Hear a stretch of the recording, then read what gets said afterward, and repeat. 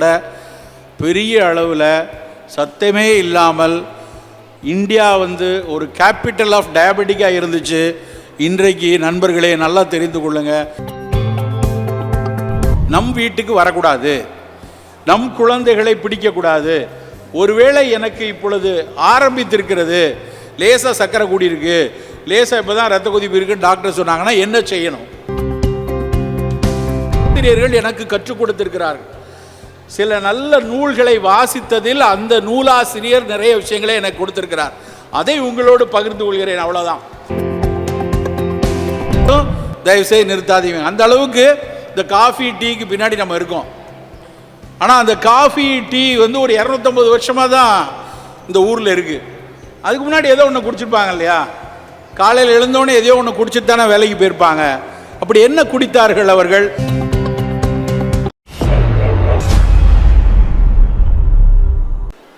மிகப்பெரிய அளவில் பெருகி கொண்டிருக்கக்கூடிய சர்க்கரை நோய். முன்னாடி நாங்கள் படிக்கும்போது சர்க்கரை நோய்க்கு என்ன பேர் அப்படின்னா ரிச் மேன் டிசீஸ். 30 வருஷம் முன்னாடி நான் சொல்கிறேன். நானெல்லாம் எழுதியிருக்கிறேன் அதை பற்றி. யாருக்குடா டயபெட்டிக் வரும்னா, அதெல்லாம் மூட்டில் பசி இருக்கவனுக்கு வரும்டா, வயிற்று பசி இருக்கவனுக்கு வராது. முட்டில் பசி இருக்கும் போதெல்லாம் முந்திரி பருப்பை வறுத்து சாப்பிடுவாங்க இல்லையா, அந்த பணக்காரர்களுக்கு வரக்கூடிய வியாதி என்று தான் நாங்கள் படித்தோம். ஆனால் இன்றைக்கி அப்படி இல்லை.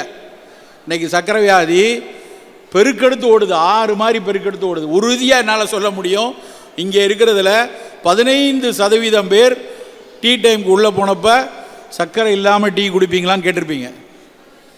கண்டிப்பாக சர்க்கரை வியாதி 15% மேலே பெரிய அளவில் கூடிக்கொண்டிருக்கிறது. இரத்த கொதிப்பு சத்தம் இல்லாமல் 25% இருக்குது. சத்தமே இல்லாமல், ஏன்னா இரத்த கொதிப்புக்கு பேர் சைலண்ட் கில்லிங் டிசீஸ். அது என்னன்னே சொல்லாது. வெகு சிலருக்கு தான் தலை சுற்று, தலைவலி, கிருகிருப்புலாம் இருக்கும். மற்றவங்களுக்கு பார்த்தா தான் தெரியும். சத்தமே இல்லாமல் இதெல்லாத்தை விட பெரிய அளவில் சத்தமே இல்லாமல் இந்தியா ஒரு கேபிட்டல் ஆஃப் டயபெட்டிக்காக இருந்துச்சு. இன்றைக்கு நண்பர்களே நல்லா தெரிந்து கொள்ளுங்க, India is capital of cancer. புற்றுநோய் பெருகி கொண்டே இருக்கிறது.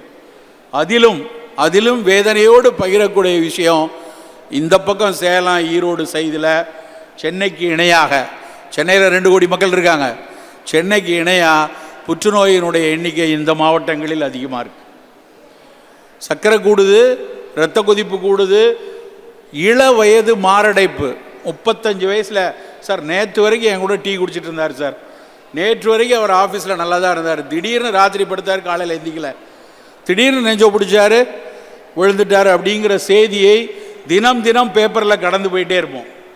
நம் குடும்பத்தில் ஒருத்தருக்கு நடக்கிற வரைக்கும் அது தெரியாது. அப்படியான இளவயது மாரடைப்பு கூடிக்கொண்டே இருக்கு.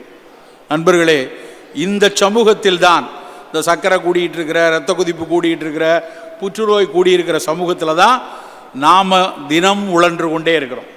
அப்போ நம்ம ரொம்ப எச்சரிக்கையாக இருக்கணும். இந்த நோய் கூட்டங்கள் நம் வீட்டுக்கு வரக்கூடாது, நம் குழந்தைகளை பிடிக்கக்கூடாது. ஒருவேளை எனக்கு இப்பொழுது ஆரம்பித்திருக்கிறது, லேசாக சக்கரை கூடியிருக்கு, லேசாக இப்போ தான் ரத்த கொதிப்பு இருக்குன்னு டாக்டர் சொன்னாங்கன்னா என்ன செய்யணும்? நாம் எப்படி நம்மை பாதுகாத்து கொள்வது, நம் குடும்பத்தை எப்படி பாதுகாத்து கொள்வது? இந்த கவனம் நம்முடைய ஒட்டுமொத்த வாழ்க்கையிலையும் முதல் கவனமாக இருக்கணும். நான் திரும்ப சொல்கிறது என்னென்னா, இனிமேல் உடல் நலம் என்பது முதல் தேடல், பொருள் 2வது தேடல் தான். பொருள் தேடல் 2ஆம் தேடல், முதல் தேடல் நலம்தான். நாம் நலமாக இருந்தால்தான், நம் வாழ்வு நலமாக இருந்தால்தான், நம் உடல் நலமாக இருந்தால்தான், நம் மனம் நலமாக இருந்தால் மட்டும்தான் அத்தனை விஷயத்தையும் நம்ம அச்சீவ் பண்ணி போக முடியும். என்ன செய்யலாம்? அதுக்கு எப்படியான ஒரு உணவும் எப்படியான வாழ்வியலும் நம் உடல் நலத்தை சரியாக வைத்து கொள்ள முடியும். ஒரு சில விஷயங்களை இன்றைக்கி மிகச்சிறப்பாக ஆடி பாடி மகிழ்ந்து கொண்டாடி கலைய இருக்கிறோம். இன்றைக்கி ஒரு கூட்டத்தில் நிறைய நடன நிகழ்ச்சி இருக்குது, நிறைய அறிஞர்கள் பேச இருக்கிறாங்க. குடும்ப உறவுகளுக்குள்ள நிறைய பரிமாறிக்கொள்ள போகிறோம். நீ நல்லா இருக்கியா, நான் நல்லா இருக்கிறியா அப்படின்னு பேசி கலைந்து செல்ல போகிறோம். கலைந்து இந்த வளாகத்தை விட்டு கிளம்பி அவரவர் வீட்டுக்கு செல்லும் பொழுது சில விஷயங்களை எடுத்து கொண்டு செல்லணும். சில விஷயங்களை ஆழமாக மனதிற்குள் எடுத்து செல்ல வேண்டும். இந்த நிகழ்ச்சியில் என்னையை கூட்டி பேசி அழைத்து பேச சொன்னுவதற்கான காரணம், நான் ஒரு நடிகனோ ஒரு பிரபலமானவனோ இல்லை வேற ஏதாவது ஒரு அமைப்பாளனோ கிடையாது. நான் சில கருத்துக்களை என்னுடைய ஆசிரியர்கள் எனக்கு கற்றுக் கொடுத்திருக்கிறார்கள். சில நல்ல நூல்களை வாசித்ததில் அந்த நூலாசிரியர் நிறைய விஷயங்களை எனக்கு கொடுத்திருக்கிறார். அதை உங்களோடு பகிர்ந்து கொள்கிறேன், அவ்வளோதான்.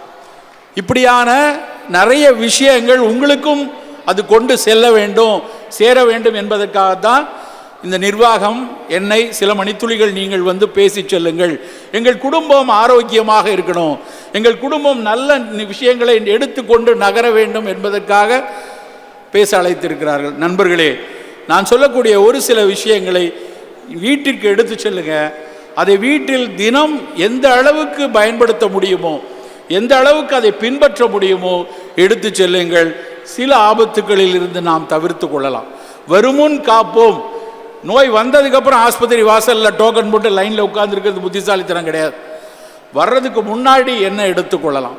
இந்த நான் கம்யூனிகபிள் டிசீஸ் அப்படின்னு சொல்லக்கூடிய சர்க்கரை, இரத்த கொதிப்பு, புற்றுநோய், மாரடைப்பு, அதுதான் 69% மரணங்களுக்கு காரணம். நல்லா ஞாபகம் வச்சுக்கோங்க. ஒரு 1000 மரணம் நடக்குதுன்னா 690 மரணம் அந்த 4 நோய் தான். அப்போ அந்த 4 நோய்களை கட்டுப்படுத்துவது எவ்வளவு முக்கியமான ஒரு விஷயமா இருக்கணும்னு பாருங்க. என்ன செய்யலாம்? இந்த நோய்களுக்கான காரணம் அப்பாவுக்கு இருந்துச்சு, அம்மாவுக்கு இருந்தது, தாத்தாவுக்கு இருந்ததுன்னு வர்ற அந்த ஜெனட்டிக் ரீசன்ஸ் கொஞ்சம் இருக்கலாம். ஆனால் மிகப்பெரிய ரீசன் என்ன சொல்கிறாங்க அப்படின்னா உணவும் சுற்றுச்சூழலும் தான். சூழலில் இருக்கக்கூடிய மாசுக்கள், சூழலிலிருந்து வரக்கூடிய பிரச்சனைகளுக்கு நாம் எல்லோரும் சேர்ந்து ஒருமித்து குரல் கொடுக்கணும். அது வேற, அதை பற்றி பிறகு இன்னொரு சமயம் பேசலாம். ஆனால் உணவு நம் கையில் இருக்கக்கூடிய விஷயம். நம்மால் தேர்ந்தெடுத்து அன்றாடம் தினம் தினம் நாம் எதில் அக்கறையாக இருக்கணும் என்பதை நாம் முடிவு செய்யலாம். எப்படி முடிவு செய்கிறது? நம்முடைய உணவு எப்படி இருக்கணும் கொஞ்சம் யோசிச்சு பார்ப்போம். நம்முடைய காலையிலிருந்து இரவு வரைக்கு நம்முடைய உணவு எப்படி இருக்கணும், அதை மட்டும் கொஞ்சம் விரித்து பேசலாம்னு நினைக்கிறேன். காலையில் எழுந்த உடனே நம்ம எல்லாருக்கும் ஒரு தேநீரோ ஒரு காஃபியோ குடிச்சிட்டு தான் நம்முடைய பணியை துவங்கணும்னு நினைக்கிறோம். பல நேரங்களில் நாங்கள் வந்து ப்ரிஸ்கிரிப்ஷன் எழுதுகிறோன்னா மருந்து எழுத போகும்போதே என்கிட்ட வந்து சொல்லுவாங்க, பேஷண்ட் வந்து சொல்லுவாங்க, சார் சித்தா டாக்டர் நீங்கள் எடுத்தோடனே பத்தியம்னு சொல்லுவீங்க, காஃபியை மட்டும் நீங்கள் நிறுத்திடாதீங்க சார், தலையே வெடிச்சிரும். காஃபி இல்லாமல் என்னால் காலையில் எந்திரிச்சு ஒன்றும் செய்ய முடியாது. ஒருத்தர், சில பேர் ஒரு கப் காஃபி குடித்தாதான் சார் எனக்கு டாய்லெட்டே வரும், அதனால் காஃபியை மட்டும் தயவுசெய்து நிறுத்தாதீங்க. அந்த அளவுக்கு இந்த காஃபி டீக்கு பின்னாடி நம்ம இருக்கோம். ஆனால் அந்த காஃபி டீ வந்து ஒரு 250 வருஷமாக தான் இந்த ஊரில் இருக்குது. அதுக்கு முன்னாடி ஏதோ ஒன்று குடிச்சிருப்பாங்க இல்லையா? காலையில் எழுந்தோடனே எதையோ ஒன்று குடிச்சிட்டு தானே வேலைக்கு போயிருப்பாங்க. அப்படி என்ன குடித்தார்கள் அவர்கள்? அது எப்படி பாதுகாப்பாக இருந்தது? கொஞ்சம் யோசிச்சு பார்க்கணும். காலையில் எடுத்த உடனே குடிக்கக்கூடிய பானம், காலையில் உடம்பு வந்து கொஞ்சம் பித்தம் கூடி இருக்கும். இரவில் வந்து நம்ம நல்லா புரிந்து கொள்ளணும், இந்த பிரபஞ்சம் எப்படி இயங்குது அப்படின்னா, இரவில் வந்து உடம்பு குளிர்ந்திருக்கும், நிலவினுடைய ஆட்சி. அது குளிர்ந்திருக்கிற உடம்பை சற்று வெம்மையாக வைத்து கொள்வதற்காக உடம்பு இயல்பாகவே சூடாக இருக்கும் இரவில். அப்படி சூடாக இருக்கிறத வந்து நாங்கள் வந்து பித்தம் உயர்ந்திருக்கும் அப்படிம்போம். அந்த உயர்ந்திருக்கிற பித்தம் காலையில் சற்று தணிக்கப்படணும்.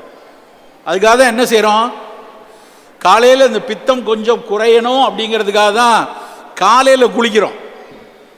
காலையில் எழுந்தவுடனே குளிக்க சொன்னதுக்கு காரணம் உடல் பித்தம் தணிய வேண்டுங்கிறதுக்காக தான். இங்கிலீஷ் நாடுகளில், வெளிநாட்டுகளில் குளித்தல் என்பது அழுக்கு தேய்ச்சி போகிறதுக்கு, அழுக்க நல்லா போகிறதுக்கு அவன் அவ்வளோ பேரும் ஆஃபீஸ் விட்டு சாயந்தரம் வந்து குளிக்கிறாங்க. ஆனால் நம்ம ஊரில் அப்படி சொல்லலை, காலையில் எழுந்தவுடனே குளிங்கிறான். காலையில் குளிப்பதற்கு காரணம் பித்தத்தை தணிக்கணும் அப்படிங்கிறதுக்காக. அதை கூட நீராடுதலுக்கு வந்து காலையில் நீராடி, அன்னைக்கு வந்து ஷவரில் குளிக்க மாட்டாங்க, அன்னைக்கு குளித்தது ஆத்தங்கரையில் போய் குளித்தாங்க. அந்த ஆற்றில் குளிக்கும்போது நல்லா மேலுக்கு குளிச்சுட்டு கடைசியாக முங்கி ஏற்றிப்பாங்க, தலை வந்து கடைசியாக நனையணும். ஆனால் இன்றைக்கி நம்ம ஷவரில் போய் முதல்ல தலையை கொண்டு போய் உள்ள ஷவரில் விடவா, கையை விடவா, காலை விடவான்னு பண்ணிகிட்டு இருக்கோம். அதை விட நகர்ப்புறங்களில் பல பேர் என்னென்னா, சார் நான் வீக்லி ஒன்ஸ் தான் சார் ஹெட் பாத் அப்படிமா. கேட்டால் முடி கொட்டிடும், இல்லைன்னா எனக்கு சைனஸ் பிரச்சனை, நான் அதனால் தலைக்கு குளிக்க மாட்டேன். கழுத்துக்கு குளிக்க, சிலவை இடுப்புக்கு குளிக்கான் இருக்கான். குளித்தல் என்றால் தலைக்கு குளிக்கணும், தினம் குளிக்கணும் தலைக்கு. வாரத்துக்கு ஒரு நாள் எண்ணெய் தேய்த்து தலைக்கு குளிக்கலாம். மற்ற நாட்களில் தினம் தலைக்கு குளிக்கிறது தான் குளித்தலுக்கான அடிப்படை ஆரோக்கியம். அந்த குளித்தலோடு சேர்ந்து காலையில் சாப்பிடக்கூடிய உணவோ காலையில் சாப்பிடக்கூடிய பானமோ நம் உடல் சூட்டை சற்று குறைக்கணும், பித்தத்தை குறைக்கணும். அதுதான் காலை உணவாக காலை பானமாக இருக்கணும். அதில் மிகச்சிறப்பு நீராகாரம். நீராகாரம் தான் காலகாலமாக நம்ம சாப்பிட்ட விஷயம். முதல்ல வயலுக்கு போகிறவங்க, நான் வந்தோடனே கேட்டேன், அவங்களுடைய பெருவாரியான குடும்ப உறவினர்கள் விவசாயம் சார்ந்து இருப்பார்களா அப்படின்னு கேட்டேன். ஒரு தலைமுறை அப்படி தான் இருந்தாங்க. ஆனால் அடுத்த தலைமுறை விவசாயத்தை விட்டு அடுத்தடுத்த தொழில்களில், கல்வி, வேறு வேறு பணிகளுக்கு போயிட்டுருக்காங்கன்னு சொல்லிட்டு இருந்தாங்க. இந்த விவசாய தலைமுறைக்கு தெரியும், காலையில் நல்ல முந்தின நாள் சமைச்ச சாதத்தை போட்டு தண்ணி ஊற்றி வச்சுட்டு காலையில் நல்லா கரைச்சி அந்த பானத்தை குடிப்பாங்க. அதுக்கு பேர் நீராகாரம். அந்த நீராகாரம் முந்தின நாள் சமைச்சதை தண்ணியில் ஊற்றி வச்சு பண்ணும்போது, மறுநாள் காலையில் கரைக்கும் போது அது ஒரு நேச்சுரல் ப்ரோபயாட்டிக்காக இருக்கும்.